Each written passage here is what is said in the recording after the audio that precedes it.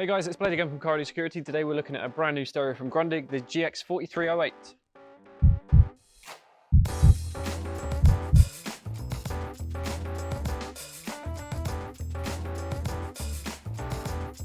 Okay, so the GX-4308, what do we have here? So this is a singled-in stereo with a little screen on it. I'll show you in a second. But this also has Bluetooth streaming, hands-free calls, DAB radio, and high-res audio output. So let's open it up and have a look.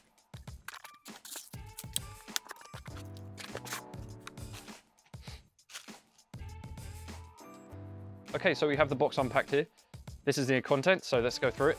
First of all, we have an instruction manual. Make sure you resort to this if you have any problems or any questions. This also comes with the removal keys to remove the cage, and also some screws if you're using a screw-in cage or pocket system.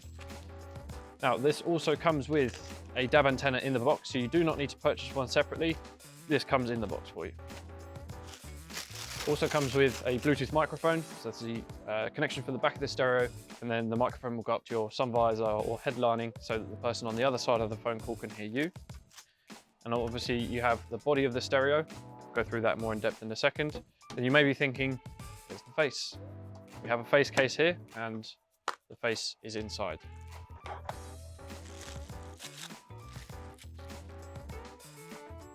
And here is the face. So, pop the face on the unit, this side slides in and then clips on.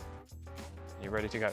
So the unit itself, like I said, it does have a small screen. We'll power it on in a second, which is just to go through the main physical functions.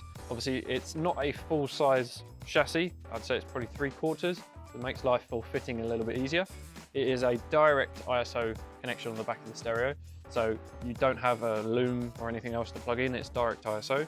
And then you also have the steering wheel remote output from this side. If your vehicle has steering controls, you can connect it up there. You have a parking brake connection. So if you're using it for viewing footage or anything like that, you would need to connect this to your handbrake. And then this is a reverse signal to connect a reverse camera. Okay, now to the pre-outs on the back of the unit.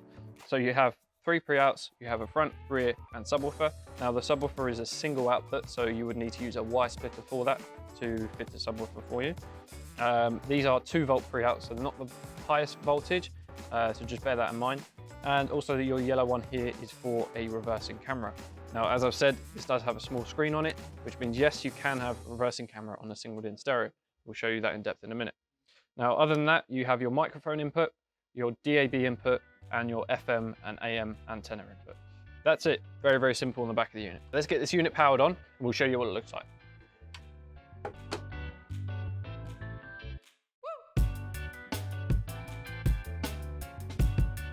Okay, so not a ridiculous time to start up, but we are on. Let's take this off, the satisfying bit. Okay, so this is the home screen that you'll come to when you first turn the unit on. Now, obviously you want to select your language, where you're based, and whether you want the demo on or off. Most likely you want it off. Now, a lot of people will mistake this for a touchscreen. Now, unfortunately, it's not a touchscreen. So doing this will not do anything.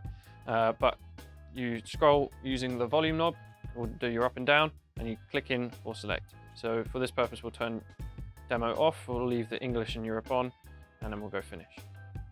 There we have it. So it's gone straight onto FM radio. You can skip through your tracks, skip through the FM frequencies as normal with your skip buttons. So it's going to do auto seek. And if you'd like to change your source, click on the SRC button, and then you can scroll through all the different sources. So obviously you have AM, FM radio there. You have your Bluetooth for streaming and hands-free. You have USB. Now obviously your USB is behind this little slot here. You can charge your mobile device and play music via USB on there. You scroll again, you've got DAB radio. Click on DAB, it's going to be very, very similar to how FM works. It's going to scan the nearest masts as long as you have the DAB antenna connected, which we don't obviously. And then play from there. You can set your presets and whatnot. So we'll go back. Then you obviously have aux as well, auxiliary input, and then settings.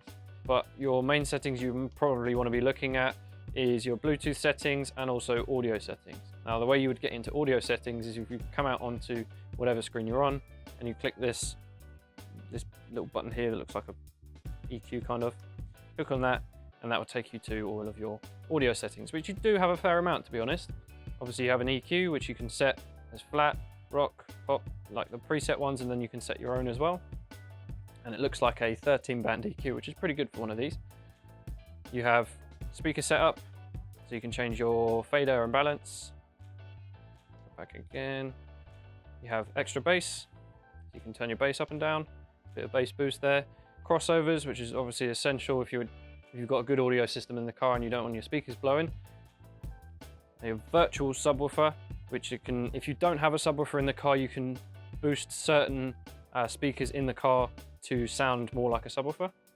And then you have delay, which is essentially time alignment, which audio settings on this for an entry-level-ish unit, very, very good, I think. Now, if you're having a phone call come in and you'd like to answer the phone call, obviously you have the green phone and a red phone here.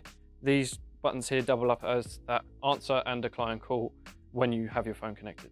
So if you have an incoming call, you would click that to answer and click that to decline.